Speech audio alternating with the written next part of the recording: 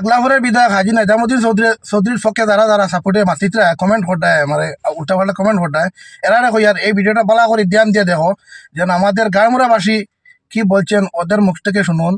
সুনাম এবং দুর্নাম দুই পক্ষের যে সুজামুদ্দিনের আর নিজামুদ্দিনের এই দুইজনের সুনাম এবং দুর্নাম আজকের ভিডিওতে আপনারা শুনুন। উল্টাপাল্টা কমেন্ট আর করবেন না, শুনে নিন। আমাকে বলছেন কয়েকজনে কমেন্ট করে নোংরা রাজনীতি করছি। আমি শুধু একটি বাচ্চার চোখ অপারেশনের জন্য একটি টাকা চেয়েছিলাম নিজামুদ্দিন চৌধুরীর কাছে, উনি শুধু 1,000 টাকা দিয়েছিলেন। এই আমার বক্তব্য শেষ। সুজামুদ্দিন দিয়েছেন, দুইবার দিয়েছেন, একবার 10,000 একবার 3,000, যেটা দিয়েছেন এটাই বলছি। আপনারা কি উল্টাপাল্টা কথা বলছেন আর কমেন্ট করছেন?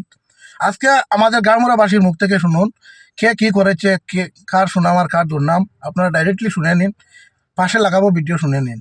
এখানে আলগাপুরের এমএলএ বহুত খারাপ খারাপ খটা অশালীন ভাষা ব্যবহার করছেন যে পঞ্চায়েত ইলেকশন লইয়া জেডপিসি তাইন একজন সাপোর্ট আর কাটলিছড়া এমএলএ একজন সাপোর্ট, কাটলিছড়া এমএলএ একজন সাপোর্ট নির্দলক আর দলীয় টাইন জিতাই লিয়ে বাইরে হয়েছেন।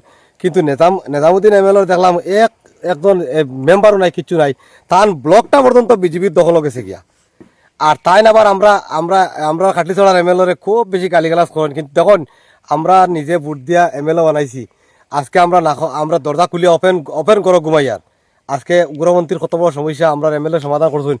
আমরা ইলা একজন এমএলএ আমরা চকুর সামনে আস্তে আমরা 126 জন এমএলএর মাঝে আমরা বিধানসভাত আমরা খুঁজে পাইছি না এখন পর্যন্ত। আমরা কাটলিছড়ার এমএলএর মতো যে কর্মবীর এক এমএলএ, আমরা আজকে গরু বেচিলে গরু টেকা নাই, ছাগল বেচিলে টেকা নাই, তার কালেকশন দেওয়া লাগতো। কিন্তু আজকে দরজা খুলিয়া ওপেন মানুষের ঘর ঘুমার বাজারাট করার কিন্তু কোনো অসুবিধা নাই। আমরা উগ্রপন্থীর সমস্যা সমাধান আজকে কত বড় একটা প্রতিষ্ঠান, আজকে পেপার মিল তান গড়ের সামনে, আলগাপুরের এমএলএর গড়ের সামনে, কিন্তু একটাও এখন পর্যন্ত বন্ধ। তাই নিজে মুক্তি কইছেন যে কিছুদিন করে ভিতরে আমি যদি একটা খুলতে পারি আমি এমএলএ রিজাইন দিব।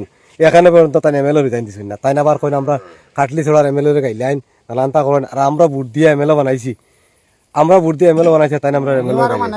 আর আমরা আবার দ্বিতীয়বার, আমরা তৃতীয়বার আমরা এমএলএ আমরা আবার যে পূর্ণ ভোট দিয়ে আমরা বিধায়ক সুজামুদ্দিনের কোনো অবদান আমরা অবদান সীমা ছাড়া অবদান আমরা যেটা এরিয়াত আমরা তোমরা থাকতে যে 30-35 বছর রাজত্ব গো তোমরা পিরিয়ড একটা আজকে এমএলএর 8 বছর 9 বছরের ভিতরে এটা কমপ্লিটের থেকে ডবল কাজ। হয়তো আমরা জিপিত কিছু কম হয়েছে, আমরা স্বীকার করি, আর কিন্তু অন্য অন্য জিপিত দেখি আমরা হতাও আমরা হয়ে গেছে। আর আমরা জিপিত এখন নতুন 2-3টা স্কিম বড় বড় আইছে করবাইছি, এটাও 2-4 কাম শুরু হয়ে যাব, 2-1 মাস হইতে কাম শুরু হয়ে যাব। তে আমরা এমএলএ আমরা আবার ভোট দিয়ে বানাইমু, টানটা আমরা ভোট দিছি না, আমরা সুজামুদ্দিনকে ভোট দিছি। আর দয়া করে কই আর আমরা এমএলএরও কই আর যে তুমি বাধ্য তুমি কংগ্রেসও যাও গিয়া, কংগ্রেসও গেলে গিয়া সব মানুষের মনও আছে তোমার ভোট দিতা।